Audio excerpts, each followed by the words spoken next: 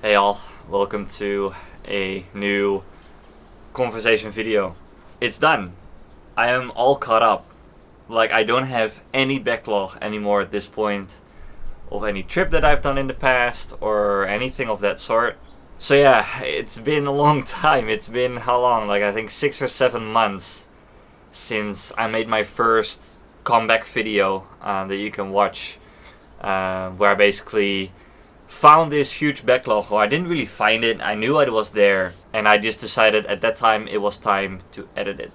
So for the past 6 or 7 months, I basically didn't do anything else. I did actually go on a lot of trips. I went back home for the summer to my family, but for the majority of the time, I was focused on this during my free time because I'm also working a web developer job, part-time web developer job on the side.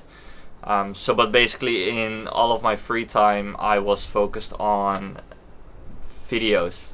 And it was a lot of work. I came to the conclusion I don't like editing. I don't really like the process of it. And I think this is also part of the reason why I postponed editing for so long.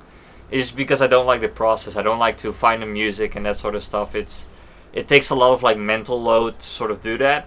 And another thing that I came to the conclusion to was that my engagement wasn't so high.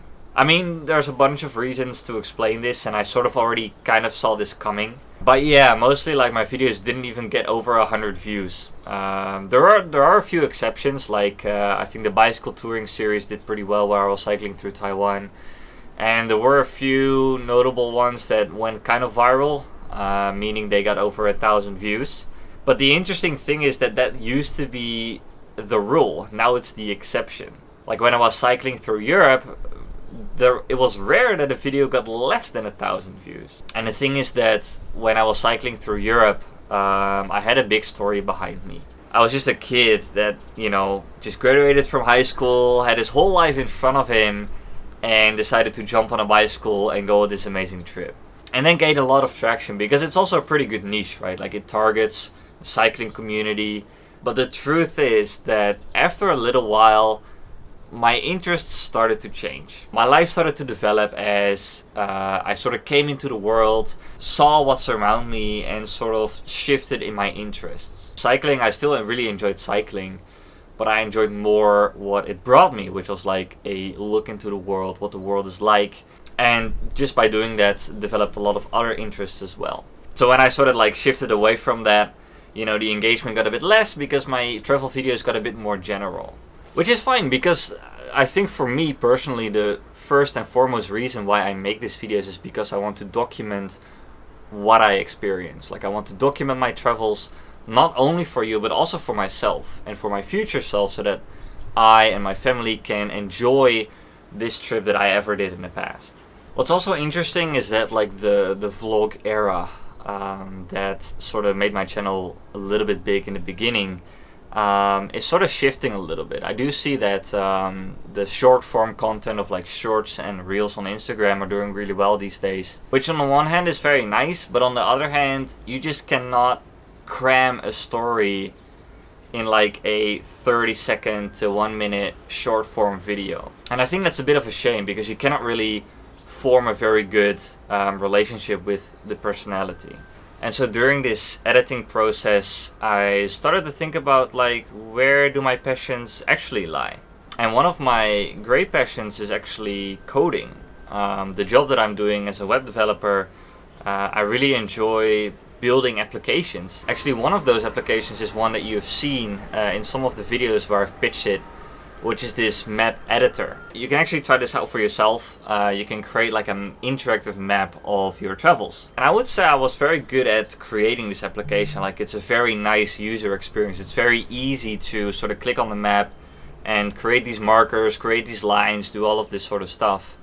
And that's what I really enjoy doing. Like I really enjoy this creative process of making your code come alive through these applications. But I basically stopped at the sales and marketing part for this app. Well, I still think that this app has a lot of potential. So this is kind of what I want to focus on in the next coming period. Like it might not be this application, but it might be something else that I built or something that I come up with that suddenly like does very well, or like it provides value to people, and through that maybe even like a monetary way, so I can like actually have applications that are profitable. So this is the sort of field that I am really excited to sort of dive into and sort of see what it's about, and how to create applications that are very useful to people, and maybe even earn some side income from. Now, does it mean that I'm going to disappear again and there's not going to be any new videos? No, definitely not. I still plan to make travel related content on this channel. I'm also planning to do some coding related content, but I'm going to probably move that to a different place, because I do want to keep TravelingTice mostly travel related.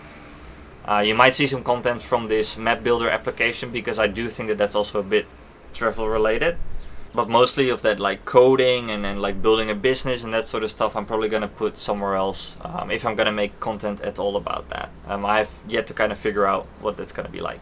I do have a few other kind of interesting travel ideas here in Taiwan, because I'm, I guess, in a pretty interesting situation where I'm in Taiwan. So I had some ideas where, for example, I could go into like a very local village and just walk around there as a foreigner, right? Because usually there's not a lot of foreigners around, especially in these smaller villages in the countryside where I currently live. I remember making that video last time in the rice fields, and there was like some old people that came by and sort of checked me out, like, what are you doing here? So I think there are some like interesting videos I can still make, but I'm not really gonna put a lot of pressure on myself to do those videos. Like, I'm just gonna do them if I feel like doing them.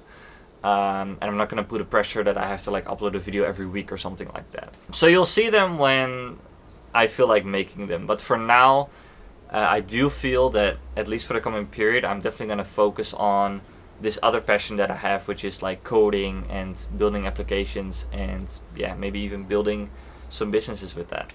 So I hope you can understand. I hope you enjoyed the videos anyways. If you haven't watched all of them, then I mean, they're not gonna go away anytime soon, so you can just take your time with the 57 videos that I created.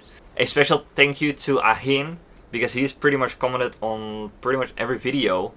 So he's a really good supporter. So that's really fun. And I'm glad it's over. I'm glad that I can sort of wrap up this this past, this like previous these previous trips, and that they're now out there. They're not sitting on some hard drive like dusting away.